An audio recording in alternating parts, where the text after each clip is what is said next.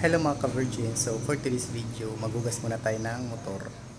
A day in my life as a virgin na nandito sa bahay day off 2 araw. For today's video, day! So ayan mga ka-virgin, hugas-hugas muna ang virgin ko kasi magra-ride sana kami nung nakaraang araw. So kaya hindi natuloy kasi yung kasama namin biglang may chururut, may meeting. So next na lang kayo magra-ride sa siguro mga Batangas siguro. Next Tuesday ganun. So balitaw guys una pala guys, parang gusto ko talaga, papangarap ko pala magkamotor ako dati.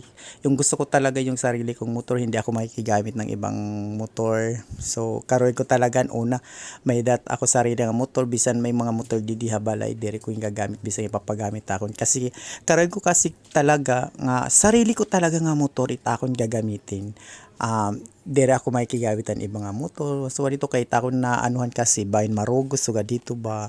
Syempre, 'di ba? So yan na nga, parang di ko pa masyado siyang nai-enjoy kasi dito lang naman ginagamit ko lang siya sa trabaho. Sa trabaho ko lang pa siya. Di ko pa siya talaga na as in na long ride ng bonggang-bongga.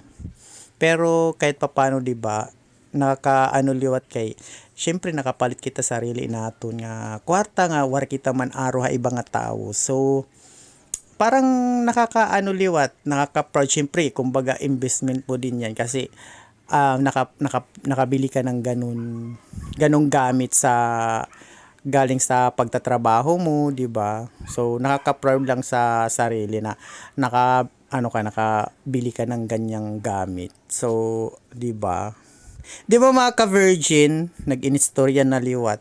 Syempre kay day off man kita yan na siya. Ayan, thank you for watching. So, ayan mga ka-virgin, tapos na maghugas ng virgin. Ayan, tapos na siya mahugasan. So, malinis na naman siya.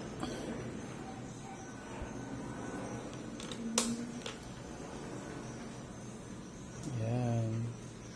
Full tank yan guys.